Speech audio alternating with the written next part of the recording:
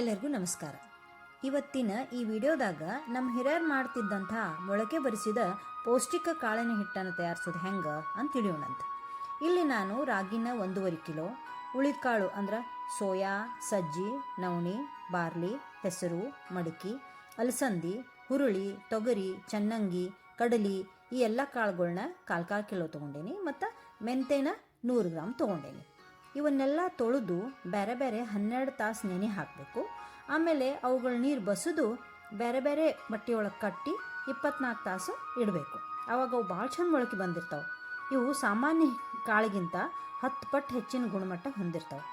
ಈಗ ಈ ಮೊಳಕೆ ಬಂದ ಕಾಳುಗಳನ್ನ ಸುಮಾರು 8ರಿಂದ 10 ದಿನ ನೆರಳಾಗ ಬೇರೆ ಬೇರೆ ಒಣಗಿಸ್ಬೇಕು. ಆಮೇಲೆ ಬೇರೆ ಬೇರೆನ ಹುರಿದು ಎಲ್ಲನೂ ಕೂಡಿಸಿ ಗಿರಣಿಗೆ ಹಾಕಿಸ್ಬೇಕು. ಈ ಹಿಟ್ಟಿನಾಗ ಪ್ರೋಟೀನು, ವಿಟಮಿನ್ನು ಮತ್ತು ನಾರಿನಾಂಶ ಸಾಕಷ್ಟು ಪ್ರಮಾಣದೊಳಗೆ ಇರ್ತಾವೆ.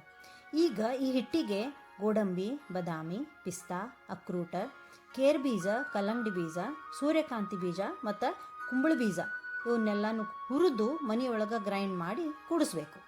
ಇದು ನಮ್ಮ ದೇಹದೊಳಗಿರುವಂಥ ಕೊಲೆಸ್ಟ್ರಾಲ್ ಲೆವೆಲ್ನ ಮತ್ತು ಬ್ಲಡ್ ಶುಗರ್ ಲೆವೆಲ್ನ ಕಡಿಮೆ ಮಾಡೋಕ್ಕೆ ಹೆಲ್ಪ್ ಮಾಡ್ತೈತಿ. ಈಸಿಲಿ ಜೀರ್ಣ ಆಗ್ತೈತಿ, ಗ್ಲೂಟೆನ್ ಮುಕ್ತನೂ ಐತಿ. ಈ ಹಿಟ್ಟಿಲೆ ದೋಸೆ ಮಾಡಿರಿ, ತಾಲಿಪಟ್ಟು ಮಾಡಿರಿ, ಗಂಜಿ ಮಾಡಿರಿ, ಚಪಾತಿ ಹಿಟ್ಟಿನಾಗ ಕೂಡಿಸಿ ಚಪಾತಿ ಮಾಡಿರಿ, ಪಲ್ಯದಾಗ ಹಾಕಿರಿ, ಮುದ್ದೆ ಹಿಟ್ಟಿನಾಗ ಕೂಡಿಸ್ರಿ.